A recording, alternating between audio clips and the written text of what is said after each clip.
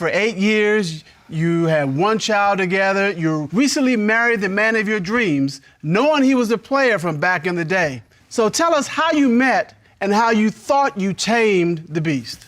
We were working overnight and I was going to school at the same time. Ooh. And he was actually helping me with my studies. And I was like, okay, all right. You know, I usually don't date younger men, but you know, he kind of sparked my interest. If you piquing my IQ, you piquing my interest. So that's what he was doing. So I was like, okay, I'll give you a little taste. Oh. And he No, I thought you were gonna say a little time. She made that laugh real quick on me. Yeah. Okay. And so he said, yeah, I will. You know, I'm not gonna lie to you, you know.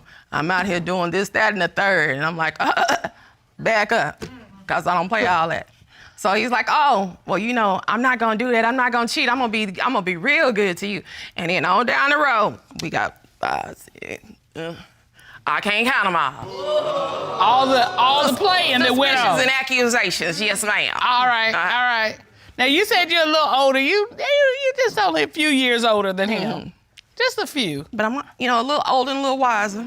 But that was a play in him, right? Yes. Okay, but you thought you tamed this beast. I ain't never thought I tamed him. I just thought I was gonna give him another chance. Oh. This is last.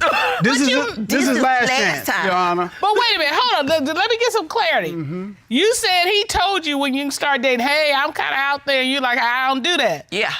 But you still married him, so I'm thinking when you married him, you thought, okay, you gonna be right. I know, right? Didn't I make the fool of myself? I don't know, Mr. Moore, did she make a fool of herself? No, she didn't. I've changed my ways since we got married, and for her and technology and her insecurities and what happened maybe when I was a player is still playing a role right now in our marriage. So, Mr. Moore, you are saying your past technology and her insecurities have you in this court today being accused of cheating. Yes. And you're saying that's not true and I'm here to prove myself innocent. Yes, innocent. All right. If you find out he's cheating, what are you going to do? There's his bags. Here's my divorce papers. Where's the ink pen?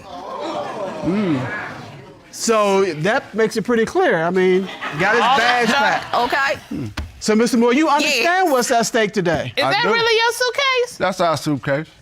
Oh. He picked my clothes too. Our I'm sure he got suitcase. somebody that can wear them.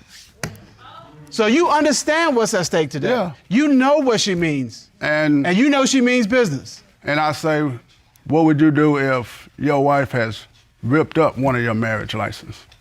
I would say that's a real time because she told thinks her. you're cheating, and that's what we're here to determine. Yeah. Are you cheating? And No. you say you're not. No. That's what he always No, say. sir. That's the same. He got All right. the same story every time.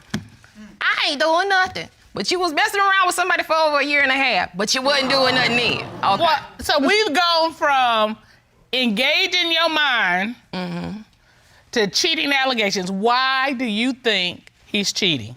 Because of the GPS. Okay, you GPS his phone? Yes. Okay, why did you GPS his phone? Because that's what we agreed to when we got back together. He's like, you can do this, this, this, and this to show that I'm not cheating anymore. So to And I- prove to you that he wasn't cheating, you GPS his phone? Yes. And so you checked the GPS? Yes. But something made you be suspicious? Yeah, I was at work and I had got home off a break and I called him. And the phone, he wasn't picking up the phone. And I'm like, And why you ain't picking up? Your And you Honor, may I speak? hold on. You submitted an exhibit regarding this GPS. Oh, yes. All right, let's take a look at it. all right, so that's your house at the top of the exhibit, right? Yes. And he told you he was going to a family member's house, right? Yes. And so this is the route you would take to the family member's house. Yes. That's where you thought he was. Yes. But then you GPS'd him. Yes. And then what did you find? He was next door. And so where we see that red flash, that's the GPS pinging at the neighbor's house. Yes. Okay, so he's at his family member's neighbor's house. So what? A person he say he don't know, don't have nothing to do with, what you doing over there? What the problem is? He don't know. Can I? Okay, you- so can I- hold on, wait. So is this neighbor a woman? There's a couple women that live there. Yes. Has he ever been involved with these women? I wouldn't know. I mean, I can't check everything. Okay, but you just know it's two women I that can only check so much. You know, you can't tell everybody that he messed with, so, you know, I just gotta go with my gut. and you think he may be involved with them. Yeah. today's episode, we have something that is really, really fascinating because we have a woman who thought that she could change a man that she clearly knows that is a cheater. So we have a basic syndrome or a classic syndrome of the mechanic wife. So since she got married to this man, she has gone full-blown detective mode. There is a GPS on the man's phone, which she stated that he clearly allowed that. So from what I'm seeing in the first few minutes of this court case, she seems very much insecure because even the fact that the man is not picking up her phone from just one missed call is a really, really big problem. So I'm really, really intrigued to watch this particular court case and know if really she is correct and her husband is cheating. So let's keep watching. Yes. Because I was going to say, I mean, they could have gone next door to watch football. It was a fella's house, so that's why I was getting clarity. Yeah, What would be wrong with going next door to the neighbor's house? It could have been Mr. Moore and his family member going to a neighbor's house. It could have been 5 or 6 people there. I understand that. But what her concern is he's next door instead of at the family members with these 2 women. I don't make the news, I just report it. So that's what's going on. Mr. Moore, were you at the lady's house next door? No, I was at the family member's house. Well, do you know who Visiting. lives 3 doors down? No. I had the phone charging in the vehicle. That's why I wasn't able to pick up the phone. But I looked and knew that she took lunch around 8 o'clock, so I called her back at like 8:15. You didn't call me till 8. So were you in the car? No, I was inside. So how are you charging your phone in the car if the car is not on, you're not in It the car? doesn't have to be on to be charging. The only way the lighter works is if the car's on. No, it works without, not all the time. That's not true. My truck is the same way. But why wouldn't And you like take it in? 2000 Why wouldn't you take the phone in the house with you where everybody has a charger? You may not have one of your own, but everyone has a charger. I mean, come on. You can't go to somebody's They were house and using, ain't got they no- were using Come their on now. chargers. All right. Everybody all right. lying on. You said that's not it. Tell me what else you got. He'll be sitting up there talking to his friend Cavante on the telephone. And when we first got back together, he would talk to Cavante right there in front of me. Now all of a sudden, because Cavante is relaying messages, oh, I don't have good reception in here, babe. I gotta go outside. I'm like, you ain't got good reception in here no more? You just had good reception when you was on the phone with your mama, but now you on the phone with him, you ain't got good reception. Okay, now come on. So I'm going to that, let you have that one. you gonna let me have that one? I'm going to let you have that one. Thank you, I appreciate that. All right, so you make it sound like this was a change. Like he used to be able to talk to Cavante in front of you, and now all of a sudden he's got to leave Because when he he back talks to to them Cavante. same old ways that got him Is put that- out the first time. Is that what you're saying? Yes. And not only that, it sounds like you're saying, correct me if I'm wrong, it sounds like you're saying the only person he seems to have this reception problem with is his best friend, No. Cavante. Yes. That's yes. no, not yes. true. So what do you think Not he and true. Cavante are talking about? Not His true. co-worker that he was messing around with up there for a year and a half. Not Yes. true. So you think Cavante is helping set up meetings? yes. And so it's like the bird is landed, go to the Yes, nest. yes. The bird is landed, go to the nest. Was that our signal is bad, and if you have someone in the background talking while you're talking, I leave the room because when I speak, she's sitting in the background talking as well while I'm trying to hold a I conversation. can't believe that that's You happening. can't believe that. What? No, I'm being funny. Miss And- Moore, Miss Moore is trying to talk And- over you? let's take this a step further. Okay, you got to go outside and you got to talk to Cavante because the signal's bad. While you're outside, is he relaying messages to you about other women? No, sir. Is he running interference for you in any way so you No. can be with other women? No, Your Honor. No, sir. Oh, now You sure? I was outside while he Positive. was on the phone. I heard him say repeatedly, yes, she told me. Yes, she told me. I said, so who was she? Oh, you didn't hear me say that. All right. Well, Mr. Cavante submitted a statement to the court, and we would like to bring that up so we can share it and put it in the court record. It says, Dear Judge Keith and Dana Cutler, that's us. That's us. I would like to go on record to say that I am not helping J. Rick Moore cheat. I have witnessed him change as a man, and I know for a fact that he is not cheating on his wife. I also have never been the middleman between him and any woman. He is a changed man. Thank you. Statement from Cavante, Finch. That's your buddy? Yes, that's my co-worker. Co-worker? How long y'all been friends? Since he was working at Hold on. Can I- He can answer. Thank you. Okay, so from what we've seen so far, it's clear that the woman is definitely insecure, but it seems as if the man is hiding something because his stories are not actually adding up. But the judges, from what I'm seeing, is about to get to the bottom of it, and his buddy even went ahead to vouch for him. And we don't know whether this is a cover-up or a sincere vouch from his friend. And him going to the neighbors' houses, doing weird stuff like taking calls outside. Maybe the first time your reception can be bad, but every day, it doesn't necessarily work that way. But let's keep watching. Let's know what happens. About 4 years. About 4 years? My keen judge sense is telling me you don't believe that. No. And Not at all. Can I speak? Hold talking to me. Hold up. Oh. So I had to pick him up from work one day. So, because our other vehicle was down. Well, I'm sitting in the truck and this car pulls up and our windows are tinted.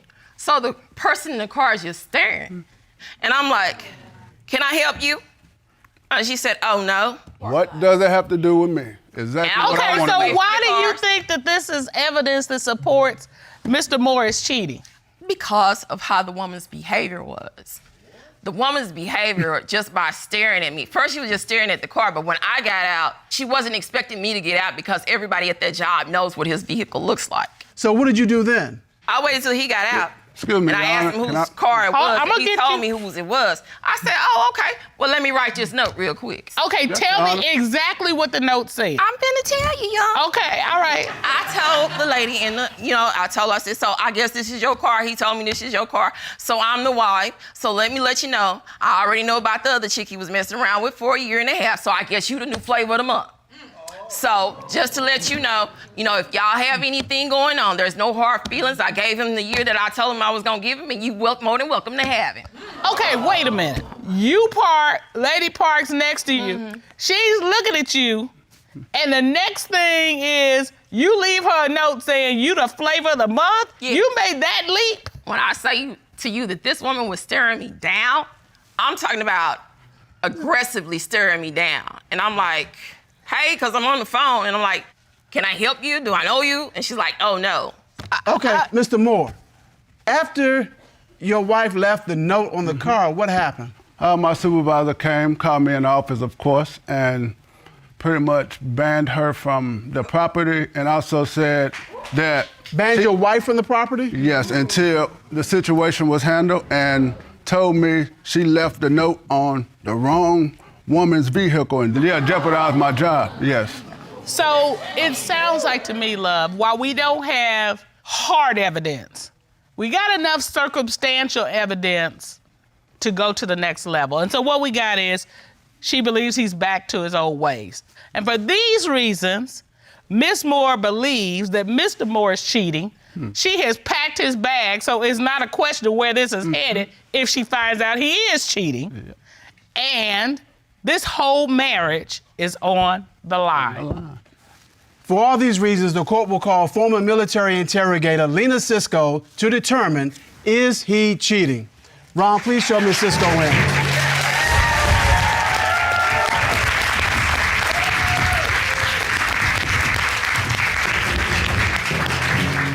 Ms. Cisco, how are you this afternoon? I am well, Your Honor. How are you? Doing well, thank you. Good. Would you state your credentials, please, for the court? Yes, Your Honor. I am a former military interrogator. I am certified by the Department of Defense, and shortly after 9/11, I deployed to Guantanamo Bay, Cuba, where I interrogated members of Al-Qaeda and Taliban.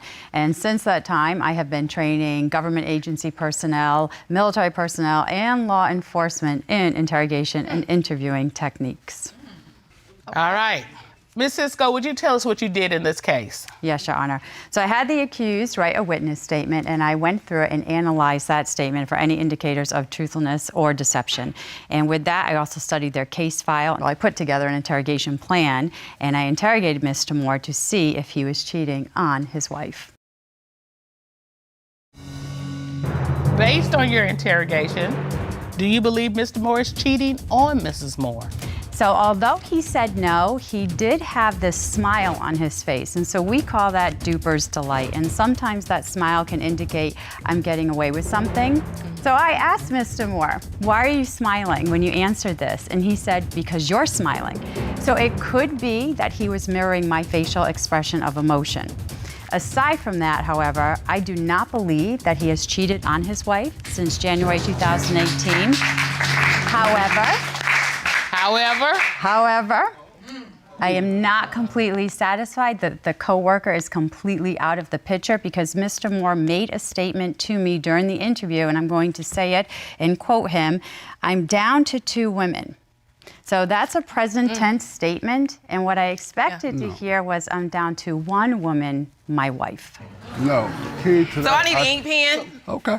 Oh, I said. Mr. Moore, hold on, Ms. Moore. Hold Go on. ahead. Mr. Moore, you're down to 2 women. No, and now the coworker is gone, so now I'm down to 1, is what I said. So here's my question. Do you believe he is cheating based on everything that you heard through your process? No, I don't believe he's cheating on her. Not since January 2018. Okay. If you stay with him, I would say that you absolutely need some counseling to deal with all of the things that you're bringing to the table. Yes. And Mr. Moore, here's the unfortunate position that you're in. This woman, if you want to be with her, you've got to show her and overshow her. Okay, so finally the verdict is in and this case has quietly come to an end. But I feel, well, from what I feel, they should have used the lie detector for this particular case because we cannot just use facial expressions to just know what is going on in his mind. And even though it seems as if he's not cheating, he is definitely making attempts to have an extra woman, maybe in inclusion with his wife. And it's so obvious that his wife is so much insecure. And I don't think this marriage is going to be a bed of roses because the lady is up and about in her detective suit, always monitoring his steps, telling people to tell her if she's fooling around with her husband, leaving notes on people's cars, getting banned from properties, which, if this continues, she's definitely going to lose her mind. Well, I'm glad at least the man or the husband got a fair judgment in the sense that he's not cheating.